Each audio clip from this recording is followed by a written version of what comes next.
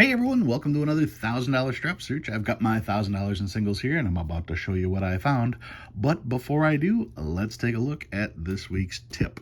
Now, when you are collecting, one of the most important things you can have is, are you ready? Information. Yes. If you have more information than the person you are buying from, you are most certainly at an advantage. So when it comes to researching information, there was this thing that they had back in the 20th century called books. Some of you may remember books. If you do all your research online, you're missing out. What I wanted to bring out is one of the newer books I just purchased. I'm going to slide this out here. It's not a new book per se, but it's a new book to me. Robert J. Kravitz, A Collector's Guide to Postage and Fractional Currency.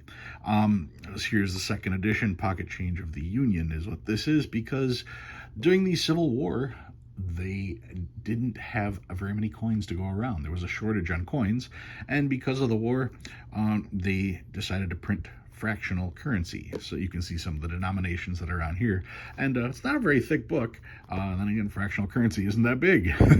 But anyway, most books do cover fractional currency to a minor extent. This book focuses heavily, well, exclusively on fractional currency, postage and fractional currency. So yeah, if you can find something like this, you're going to be way ahead of most people who actually own fractional currency, because there's just not a whole lot of information out there. So if you go to a show and someone's got a bunch of fractional currency, odds are they're going to have it priced from way back when they bought it, so it'll probably be too cheap. And odds are they won't know all the different varieties. And when we say different varieties, there are lots and lots and lots. Look at this. There's a lot of different varieties when it comes to fractional currency. So yeah, get a book, bring it with you.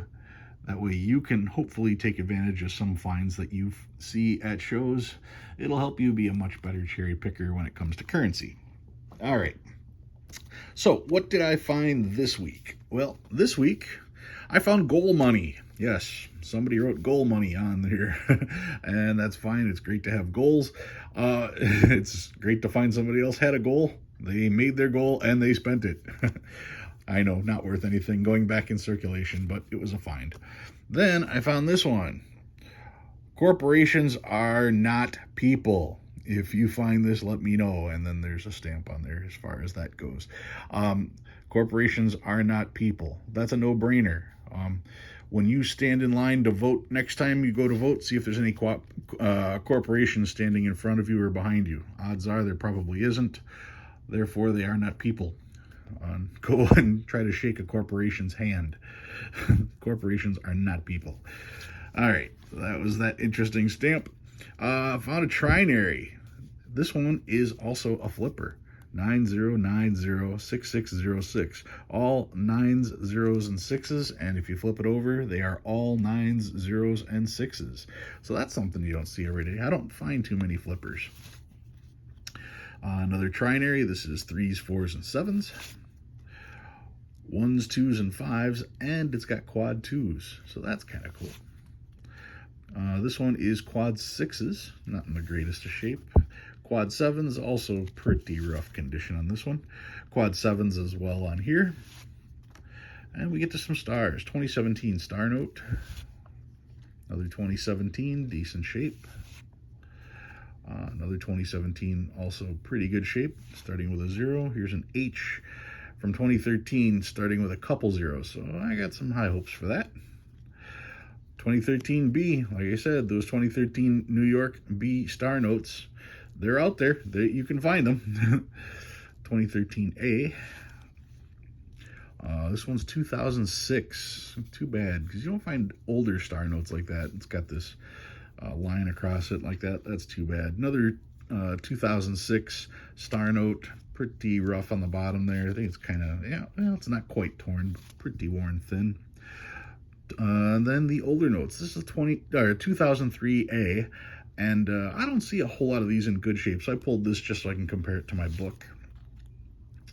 2001, I'm not seeing as many of these, so I decided to pull them. 2001 as well, and another one.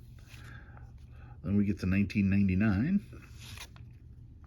1995, checking to see if it's a web note, not a web note. Another 1995, also not a web note. 1988A, this one's pretty rough, not a web note. It is an X note. I can only think of one time that they got to Y. They may have gotten to Y more than that. I'm just thinking off the top of my head. You don't find a whole lot of notes that make it all the way to X. Remember, this starts off with a number and then an A, and once they go through all those numbers, then they change the A to a B.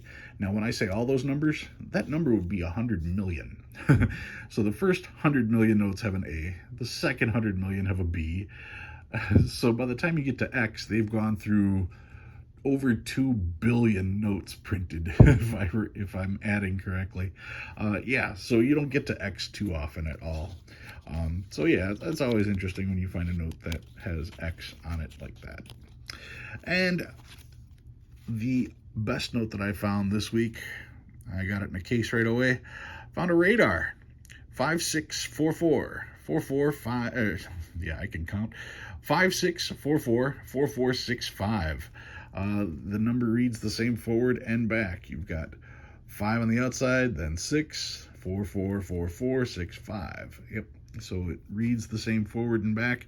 I've been finding quite a few of these. I mean, it's been a couple weeks since I got one, but prior to that, I had 2 in one particular week. So, yeah, once again, those fancies are out there. All you got to do is look. All right. So what did I bring out this week? This week, as you saw from my tip, and of course you probably saw from the thumbnail, I have a fractional currency. Now this fractional currency is kind of special. This particular one is a 50-cent fractional from 1866, if I recall. This is the 3rd series of fractional currency from the Civil War. You can see on here it does, let me see if that'll focus. There we go. Act approved March 3rd, 1863. This is known as the Spinner note, and that's because this gentleman's name was Spinner. Now, there are all kinds of different versions of this particular note. This one has the type 1 back. You can see it's not in the greatest of shape. It does have a little hole there. But this particular note is actually one of the top 100 notes of all notes available. So I get to check another one off of the top 100 list. Now, what makes this note so special? Well, what makes it special is the gentleman in the center. Spinner, he was one of the, he was the creator of fractional currency. And the thing is that he was still alive when these notes were printed. He had the notes printed. He put his own picture on them. And some of you may be thinking, well, how did he get away with that? Because you're not allowed to do that. I'll take a quick peek at the back once again. And, well, let's take a peek at the book and see what the book has to say about that. And by book, I mean this book. That's why I brought it out earlier. This book, you can see, has all of the different prices listed for the Spinner note and all of the different variations. There are somewhere in the neighborhood of 32 different variations of this note. I'm pretty sure mine is this one right here. So it's probably in the $75 to $100 range. You can see some of them get to be quite expensive, depending on the different variants that they have. Now, what was cool about the Spinner note, let's see if I can get that to focus on here. What was cool about that Spinner note, though, like I said, is that he actually was on the notes. He was the creator of the notes. And let's see if I can find him on here. Yeah, Francis Ellis Spinner. Let's see. Spinner is described as the father of postage and fractional currency because he is responsible for the original design of the small notes with the stamps pictured on them. He is also responsible for ordering the breakthrough technique of passing 5-cent and 10-cent stamps to the Treasury paper and demonstrating how it could be made more counterfeit proof. Now, with this particular note, The act that was passed to make sure that a living person could not appear on currency, that act was passed in 1866. Now, these notes were printed all the way through 1869. The reason that he didn't get in trouble for that is because the plates were made prior to 1866, prior to that act passing. So with the plates already being made, they did use the plates. They just couldn't make more plates with his image on them after that act was passed. So yeah, one of the few times an actual living person made it onto our currency, which is why this is one of the top 100 notes of all time. Anyway, that's my spinner note on this one. Like I said, $7,500, maybe less in this condition, but still one of the top 100 notes that's quite affordable to get. All right, guys, if you learned anything new, go ahead and hit that like button. If you like what you see and you want to see more, please subscribe. I love reading your comments. Thanks for watching, and I'll see you next week.